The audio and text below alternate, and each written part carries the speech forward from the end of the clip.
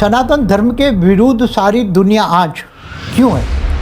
हिंदू भी सनातन शब्द नहीं है। तो भगवान विष्णु ने वामन अवतार में शुक्राचार्य की आंख फोड़ डाली थी, तो एक आंख वाला है ना, तो एक आंख वालों का सिंबल कहाँ है आज धरती पर?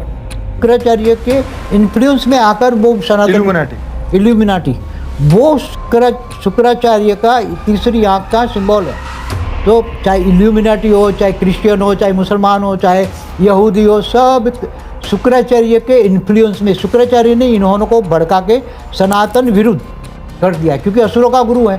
तो सारे असुर बाहर से आए हुए, दूर दूर से, कोई दूसरे यूनिवर्स से आए, तो वो सारे इल्यूमिनाटी क्या है? असुर है। तो वो असुरों का गुरु शुक्राचार्य की एक आंख दिखाई सिंबल है, तो वो शुक्राचार्य की आंख है ना। लोग समझ नहीं पाते ना, सूक्ष्म जगत की बातें लोग समझ नहीं पाते। किस पे भरोसा करें, शरीर पर या आत्मा पर? यहाँ तो 1000 बार धरती का विनाश हो जाए, इतने परमाणु बम, हाइड्रोजन बम फूटेंगे, तो कितनी कालअग्नि पैदा होगी? तो क्या किसी का शरीर बचेगा? आप बुद्धि से सोचो जरा, कॉमन सेंस लगा, कॉमन सेंस, ये कॉमन सेंस है कि क्या किसी का शरीर बचेगा इतनी कालअग्नि में? नहीं बचेगी। इसलिए तो कहते हैं ना, आत्मज्ञान ब्रह्म ज्ञान लो, आत्मा की पावर को बढ़ाओ, आत्मा की पावर की कमाई करने का टाइम है। आत्मा को बचाओ, आत्मरक्षा करो, परम शांति के वाइब्रेशन मिलाओ, थर्ड वर्ल्ड को रोक किसी भी तरह। तो ट्रम्प का फ्यूचर क्या है? ट्रम्प सारी दुनिया को विनाश करा के, साइंस डेवलप हुआ अमेरिका में, वो कौन करा रहा है? एरिया 51 में वो जिंदा एलियंस है वहाँ, इसलिए किसी को जाने नहीं देते। क्या 2026 में एलियन का प्रभाव होगा?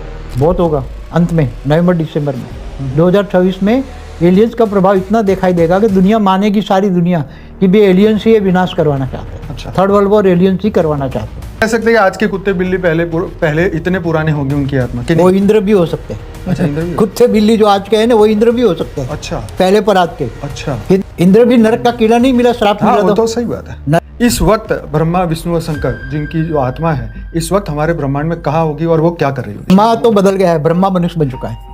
Great universe, great universe, multiverse, great multiverse से एलियंस आए हुए यूएफओ लेकर भरे पड़े हैं। इस ब्रह्मांड में तो पैर रखने की जगह नहीं है। सूक्ष्म जगत वाले ही धरती पर चला रहे हैं।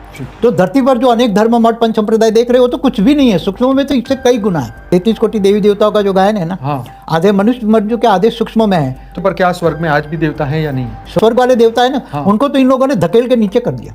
तो हमेशा यही, तो जब ब्रह्मा नहीं है, विष्णु नहीं है, तो फिर वो तो ब्रह्मापुरी भी खाली हो गए, विष्णुपुरी सब वहाँ एलियंस बैठे हुए। तो बाबू जी बहुत बड़ी बात है, आज तक किसी ने ये बात बोली नहीं।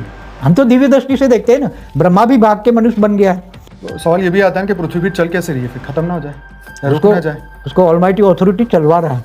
ऑलमाइटी अथॉरिटी हमारे ब्रह्मांड में आया हुआ है। यहाँ पूरा मल्टीवर्स महाकाल प्रलय में जलेगा, फिर नया मल्टीवर्स बनेगा। बुद्धि को विशाल करे, बुद्धि को विशाल बुद्धि बनाओगे तो ये ज्ञान समझ में आएगा।